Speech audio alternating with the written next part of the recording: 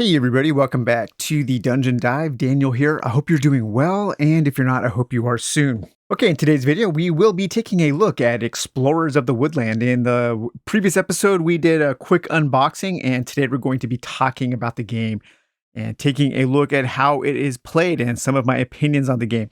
So this is a game from the Woods Studios and developed by Jeffrey Wood, and also with art by Jaihui Eva Gao. I probably completely butchered that first name.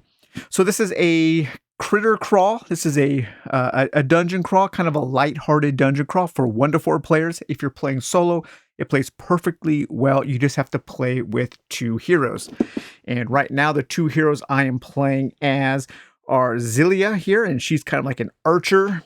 And then I am playing as Clethor, and he's kind of like this I guess this beetle knight, and he specializes in melee combat. And so here we have a nice picture of everything that you're going to get in the game. So this is hop on an adventure alone or with up to 3 other players, explore a mystical forest, and try to defeat the evil lurking within. Explorers of the Woodlands can be played in a one-off random dungeon crawl mode, or there is also a 5-chapter campaign that introduces a couple of little elements, a couple of little wrinkles as you play through the chapters. So on the Dungeon Dive, you know that I do like these kind of small crawls, these small box games, and I've kind of decided to make an executive decision on what I consider to be a small box game.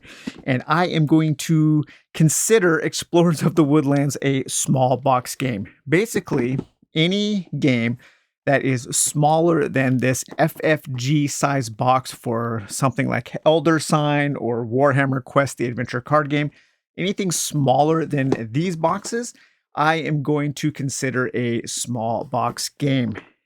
This size here, and maybe up through the standard kind of Arkham horror size box, I will consider a medium size box game for classification purposes.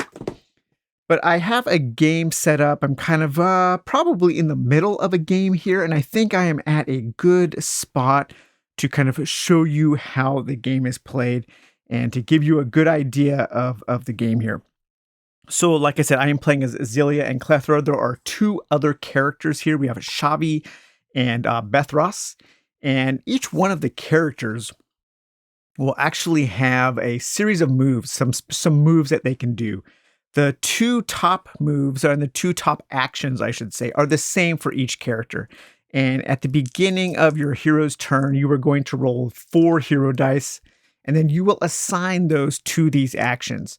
You can assign any die that rolls a 1, 2, or 3 as a movement, and then you can move from one tile to the next.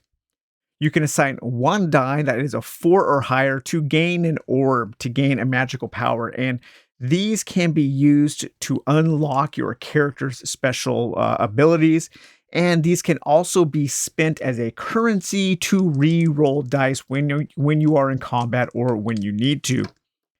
Each one of the heroes also has 2 special powers that can be triggered on a 5-up or the roll of a 6, and each one of those is detailed in the book.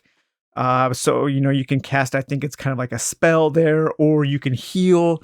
Zilia, one of her special powers is she can ignore the effects of a thorn card.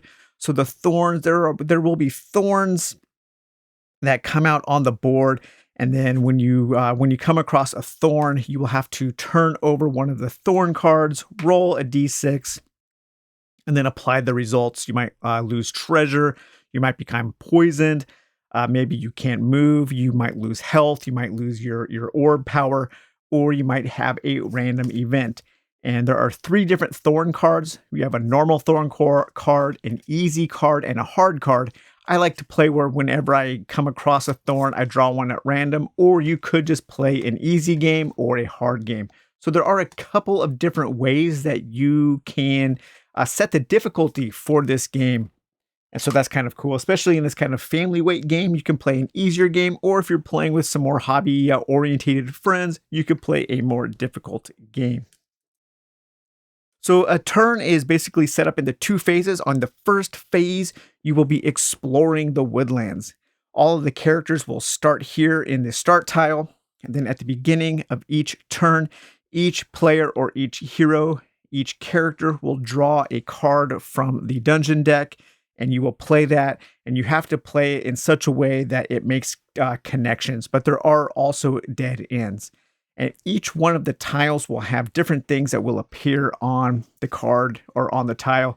There are about 20 cards, and in the basic game, you're trying to find the boss tile. And at the beginning of the game, you will shuffle the boss tile into those last three, and then set all of the others on top. So somewhere in those last three tiles is the boss tile.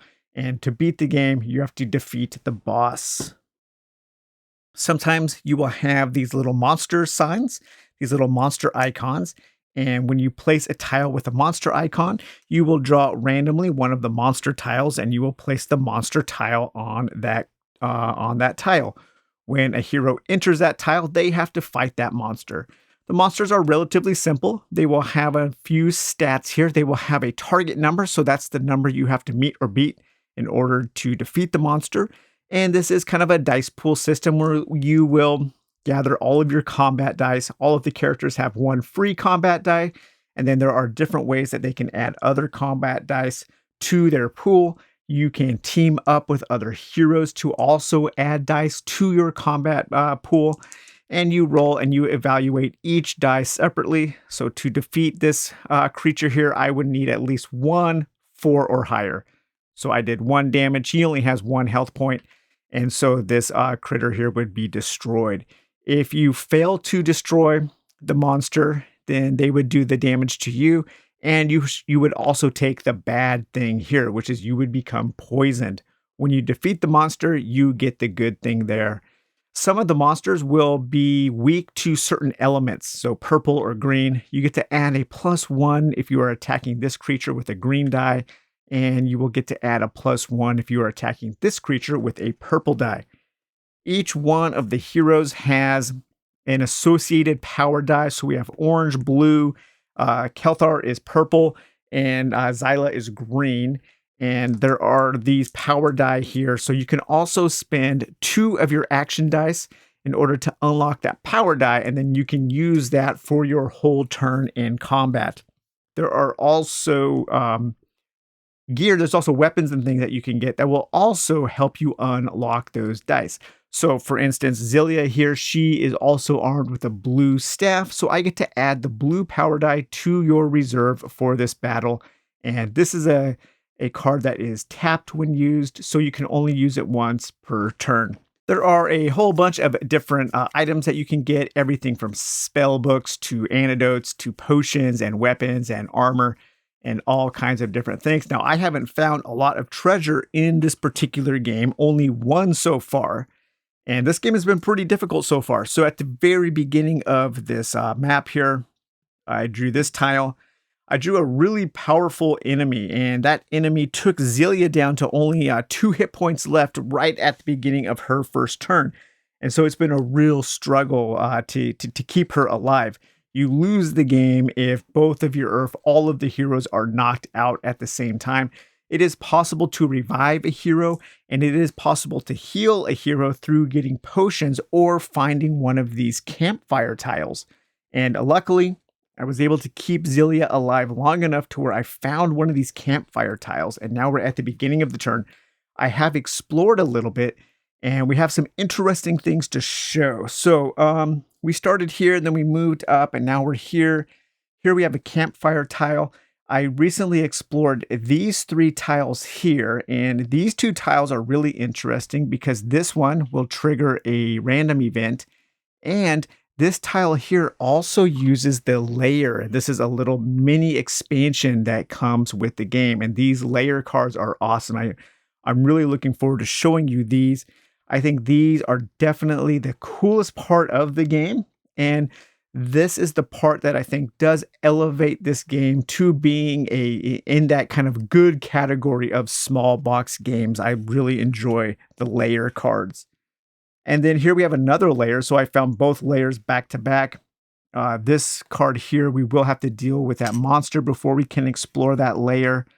And then this card here will have a thorn and a monster. So right now it is the hero's turn. I've already explored. I have unlocked both of Zelia's special powers. So in her phase 1, she can explore an additional tile. So that's how I was able to place three tiles that phase instead of just 2. And she also unlocked her special power here, which is in phase 2. She can participate in battle even if she is 1 tile away. So she has kind of like a ranged attack. And I have also unlocked both of Kelthar's special abilities. So during combat, he can choose 1 combat die to reroll, or this is kind of then his second power is an upgraded where I can reroll all combat dice in combat there. So it's the beginning of the phase 2, which is the hero phase here, and I will roll the hero dice here, the action dice for Zelia, and we have a 1, a 3, and 2 5s. Okay, so I will assign the 5 here for the 4+, so she can gain 1 blue orb power. So she'll go up to 1 blue orb there. That will allow her to reroll, or she can save that up as a currency for other things that she might be able to do. I will assign a 1 here for a movement. I will assign a 5 here so she can ignore the effects of a thorn in case she gets thorned. And I have a 3 here. I'm just going to assign that for another movement just in case. So now let's go back to the board. So I have all of those assigned, but I'm probably only going to do one thing on this turn for her. I am just going to move her into this campsite. The first time a hero moves into a campsite, they get to heal up to their full health. So she is going to go up to her 5 starting health, which is really nice because now she is no longer close to death. And I think she's just going to pass for Kelthar's turn now, or Clethor. So Clethor now will roll the hero dice, and he gets a 1, 3, 3, and a 6. I am going to assign... So I really like this power with Clethor. I'm going to assign his 5+ power here, which that allows him to take other heroes with him as he moves. I'm going to assign 2 movement there. And this 3, I guess I will assign 3 movement points there.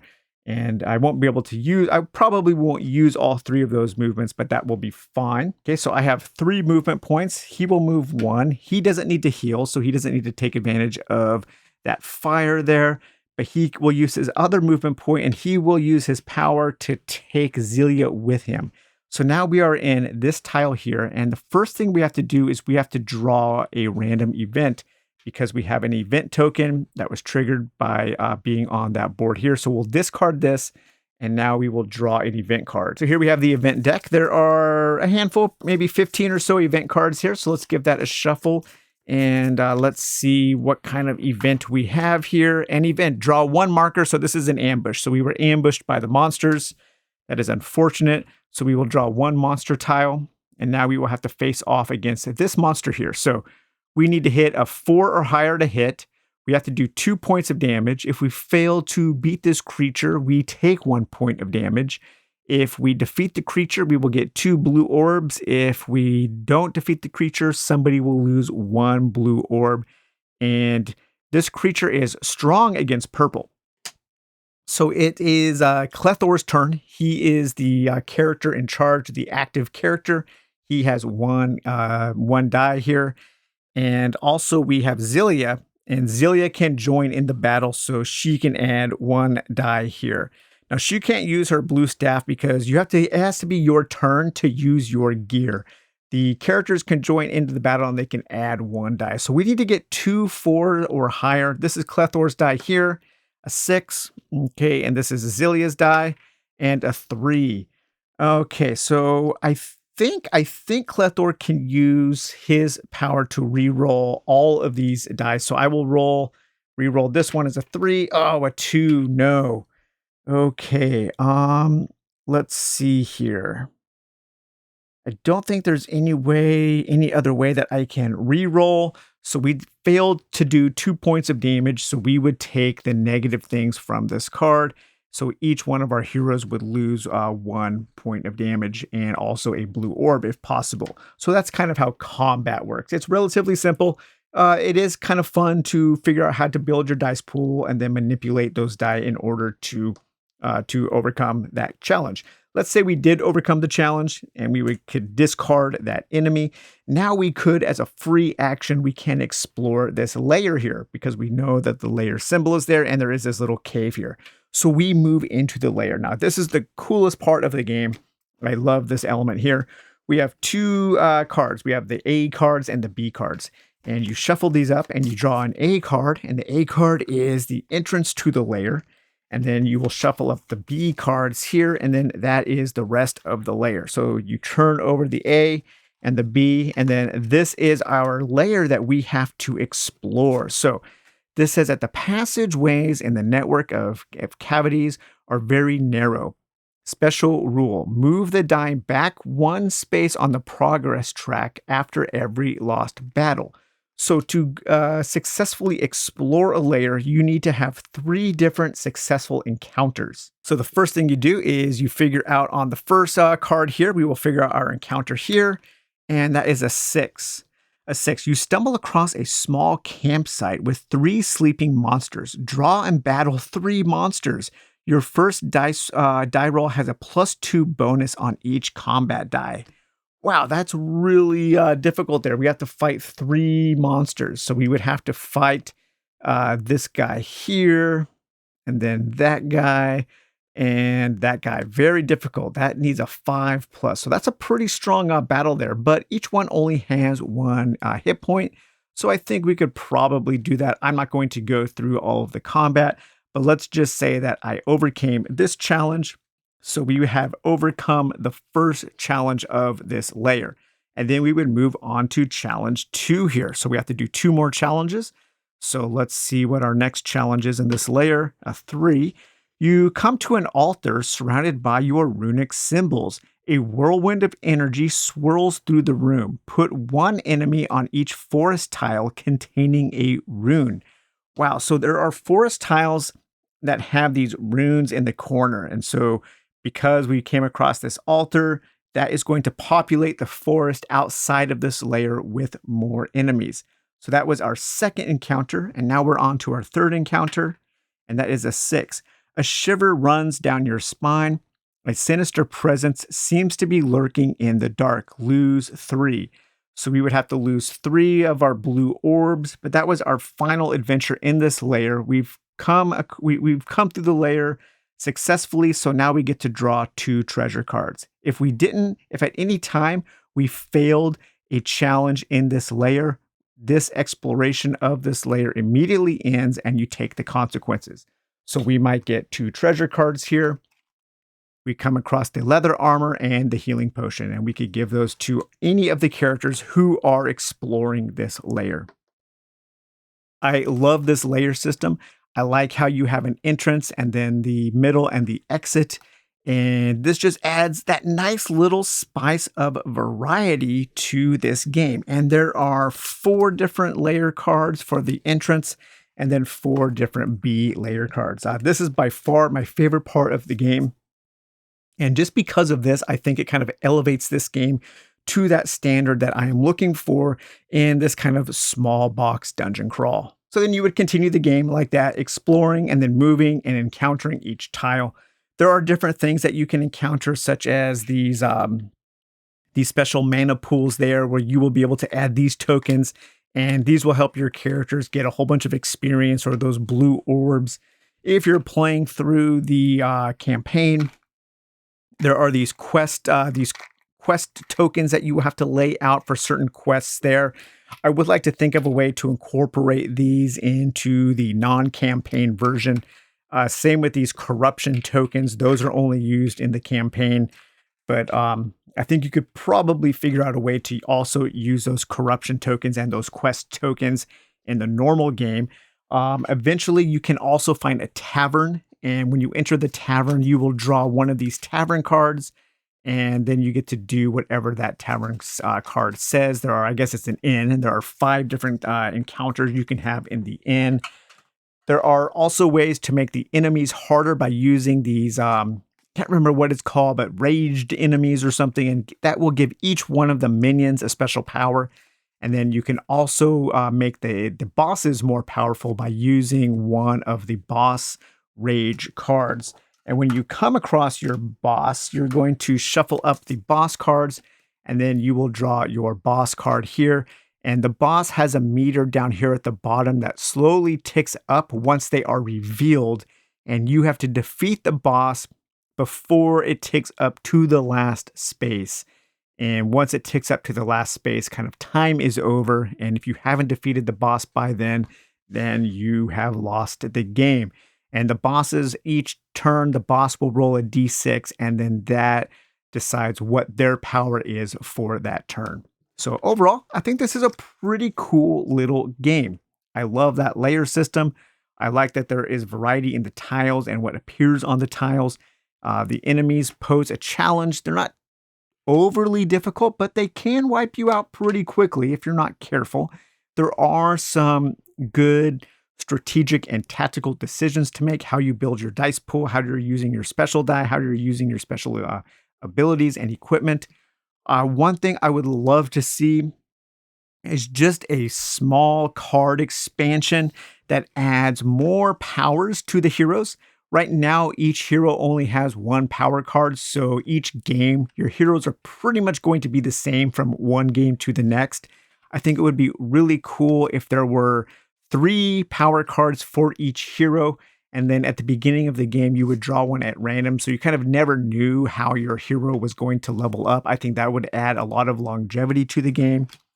I would like to see 4 more cards in each of the layer decks. I think that would be a fantastic expansion that would add a lot of variety. And then just a few more events, a few more treasure cards, and perhaps a few more end cards. And that would be a really cool little box expansion that would add a lot of variety, and I think it would add a lot of longevity to this game. But I've decided to keep Explorers of the Woodlands in my collection. It offers just enough for me to have a good time at the table. The box is small. It's pretty easy to set up and get put away, and I think the game is pretty fun. So, all right, you guys. Well, I hope you enjoyed taking a look at Explorers of the Woodlands, and we will talk to you later. Bye-bye.